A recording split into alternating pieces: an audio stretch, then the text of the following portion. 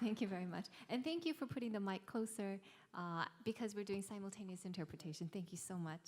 I would now like to introduce Dr. Victor Cha. And Dr. Victor Cha is Distinguished Professor of Georgetown University and President of the Geopolitics and Foreign Policy Department and Korea Chair at CSIS. Please join me in a round of applause for Dr. Victor Cha. Thank you. Thank you very much. So let me first say it's a real pleasure to be at the IGE Financial Group conference. I want to thank Chairman Chung for his thought leadership as demonstrated by the excellent panel we just had with him and Henry Fernandez. Chairman Song, the UDI Financial Group for this very important conference. I am a political scientist by training, not an economist, and so my comments will be focused more on the geopolitical risk that countries like Korea face in today's international environment, based on my work as a political scientist and also my service in the US government on national security issues for both Republican and Democratic administrations. As Dr. Kruger said, the international system is in a state of disorder. The Western rules-based international order is not being displaced by a new order led by China and Russia, but it is falling into disorder due to two wars in Europe and the Middle East, great power competition between the United States and China, the growing confidence of autocratic states, and the weaponization of economic interdependence and trade, again, as Dr. Kruger just spoke about. For US allies and partners in Asia and Europe, the additional variable creating disorder is the increasing unpredictability of the United States. Allies are witnessing a paradigm shift in US policies. America First policies no longer value alliances as intrinsic goods and power assets for the US. Rather, alliances are viewed as expensive obligations and power liabilities that exploit US generosity. The US presses instead for transactional deals without much thought given to the deeper investments in these relationships that the United States has built over the past 50 to 70 years.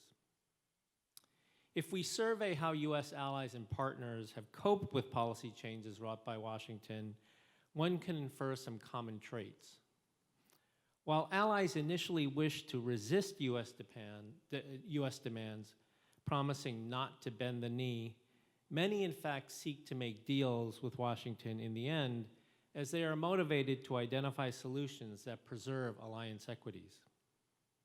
Thus far, allies have found a similar playbook in responding to the United States that could be summarized as follows. First, seek a face-to-face meeting. Allies all seek leader-to-leader meetings not as a last step, but as a first step, given that the decision-making apparatus in the Trump administration is littered with loyalists around the president with little input from foreign policy professionals. Second, minimize risk and flatter the leader. Allies seek to minimize abandonment and entrapment fears and any damage to alliance equities.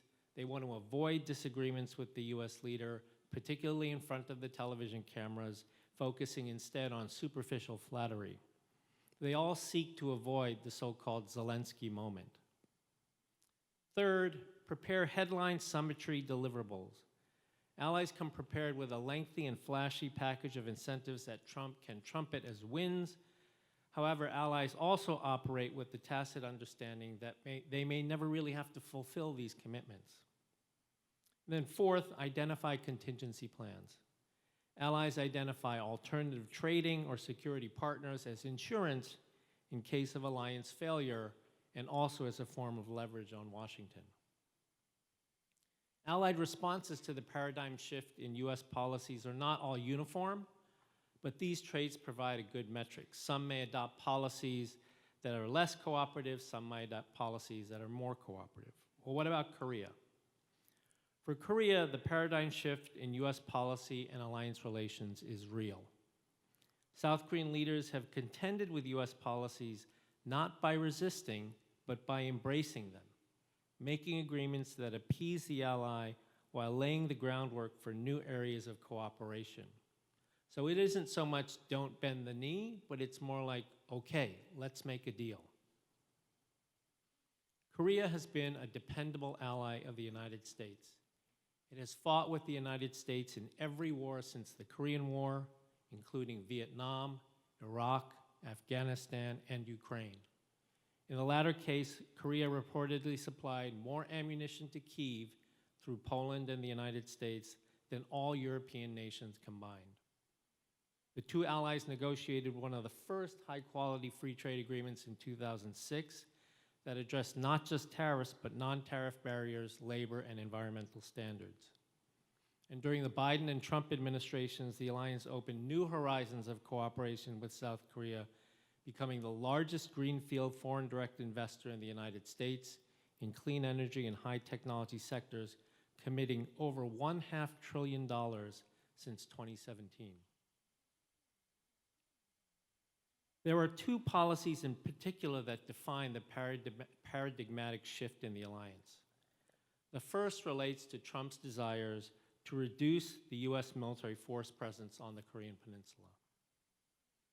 The U.S. force presence is at the heart of the U.S. Mutual Defense Treaty Security Guarantee and the Nuclear Extended Deterrence Commitment. In May of 2025, news reports surfaced an administration plan to reduce the number of ground troops in Korea, initially with the removal of one rotational brigade from the peninsula. The Pentagon denied the veracity of the report, but there are a number of reasons to believe that it is true. First, according to CSIS databases, Trump has long questioned the need for U.S. troops in Germany and Korea, which he sees as expensive for the United States and as encouraging free riding by allies.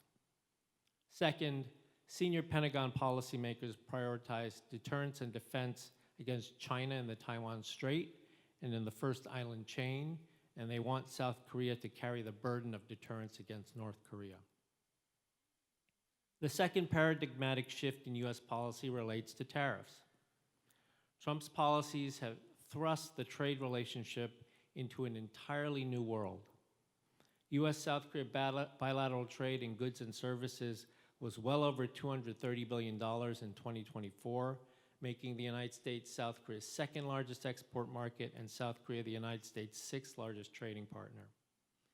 Despite successful free trade agreements that took the bilateral tariff rates to near zero, Trump targeted South Korea's $66 billion merchandise trade surplus. The Liberation Day reciprocal tariff of 25% against South Korea took no account of a pre-existing FTA. Moreover, the impact on Korea went far beyond the bilateral tariff. The Section 232 25% tariffs on steel and aluminum, the 25% tariff on auto parts, and the 25% tariff on Mexico all had a disproportionate effect on Korea. The impact was immediate. Korean car exports are down by 25%. Overall exports to the United States are down by 8%. If the initial reaction by European and Canadian allies to Trump's tariff actions was outrage and resistance, South Korea's response could be characterized as, let's make a deal. On the reciprocal tariffs, South Korea did not criticize its ally, it did not call out the United States for unduly violating the FTA, and it did not retaliate by raising its own tariff rates to 15 or 25%. On the contrary, there was arguably no U.S. trading partner that tried harder to make a deal. And this resulted in a framework agreement announced by the president on July 30th that you're all aware of. As a part of this, South Korea promised $315 billion investment fund for U.S.-owned companies, including $150 billion in shipbuilding, and an additional $100 billion in energy resource purchases. The magnitude of these commitments speaks to South Korea's willingness to work with the ally. $350 billion is 70% of the government's budget this year and more than 18% of South Korea's GDP in 2024. On security issues, the Lee government avoided disagreement with Trump and tried to identify positive solutions that advanced U.S. and South Korean goals. South Korea maintained message discipline with the Pentagon's denial of the veracity of the troop withdrawal report, and Trump, in return, when asked about the issue during the August 2025 summit meeting, deflected the question to instead talk about North Korea. South Korea was also able to use the unconventionality of the Trump administration to advance its own agenda. President Lee drew the US president into a discussion of North Korea by appealing to two well-known preoccupations of the president, the Nobel Peace Prize and real estate. Lee called the president the maker of peace, asked him to build a Trump Tower in Pyongyang, and said Kim Jong-un is ready to play golf with him. These entreaties prompted Trump to launch into long statements about his friendship with the North Korean leader and his willingness to re-engage by the end of 2025. If Lee's purpose was to send a public message to North Korea about the US desire to engage, he was successful in doing this. Not necessarily tricking the US president, but to capitalize on Trump's unconventionality to identify a positive-sum solution. The natural question that emerges is why South Korea exhibits such a cooperative, if not submissive, attitude to these non-traditional and paradigm-shifting approaches by the United States. For one, South Korea's geopolitical position affords it little leeway.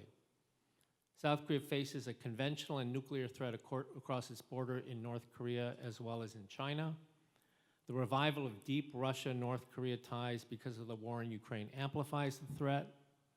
In such an environment, South Korea can ill afford disruptive relations with its primary security patron, no matter how much that disruptiveness emanates from Washington. Second, the legacy of the hub-and-spokes alliance system created by the United States in the post-war period still impacts the way states in the region behave. Allies like Japan and Korea customarily operate in a bilateral context when it comes to the alliance issues rather than multilaterally. Even though Seoul and Tokyo both faced reciprocal tariffs from Trump, for example, their initial instinct was not to collude in order to gain leverage vis-a-vis the common ally. Each chose to work the issue alone, thereby giving the bargaining leverage to the United States.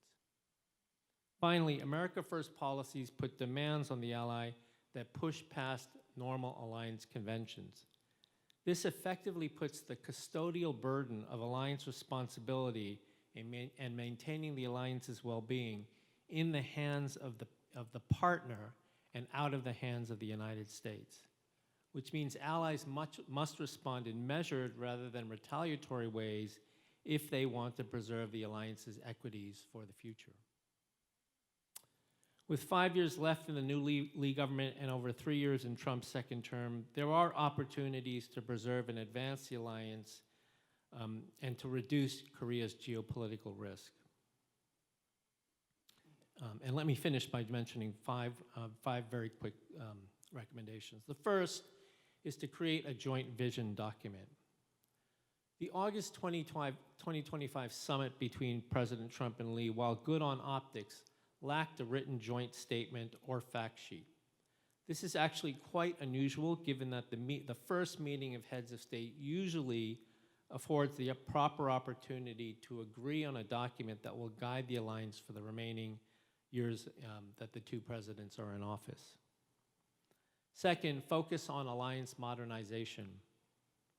It is imperative that any changes in the U.S. force posture on the Korean Peninsula be executed as part of a broader package of alliance modernization initiatives. Implementing such changes unilaterally by the United States will come at the expense of weakened deterrence on the peninsula. South Korea will sense acute abandonment, and North Korea will see a potential opportunity in weakened U.S. security commitments. Third, better communicate and align policies. While this recommendation sounds obvious, the alliance suffered a major and ill-timed embarrassment when the Trump administration's immigration and investment policies came into direct conflict in the September 2025 ICE raid of the Hyundai LG battery plant in Georgia. While the immediate task for the allies from the Hyundai raid is to negotiate a visa infrastructure appropriate to the volume of Korean investment and business travel to the United States, the broader one is to align policies that avoid undercutting the president's major objectives with allies. Fourth, foster U.S., Japan, Korea trilateral coordination. There is opportunity to advance this cooperation among the three allies that has been presented by the Lee government's first foreign visit to Tokyo in August 2025 to meet Prime Minister Ishiba before coming to Washington. Given the difficult external environment, the growing ties between China, Russia, Iran, and North Korea, and uncertainties about U.S. force posture changes, doubling down on trilateral relations seems very appropriate. And finally, fifth, pursue new frontiers of cooperation. Trump's tariff pressures will certainly complicate alliance relations, but his non-traditional foreign policy approaches open new areas of cooperation for the alliance. As we know, shipbuilding is an area of mutual gain for the two allies, and Trump would not necessarily be constrained by long-standing restrictions on the U.S. working with a foreign shipbuilder. There is also mutual interest in reducing South Korea's dependence on politically unstable supplies of energy from Russia and the Middle East. The commitments made in the August 2025 summit for South Korean purchases of U.S. LNG constitute important steps in this direction, provided all the details of these investment packages can be negotiated. Thank you very much for your time.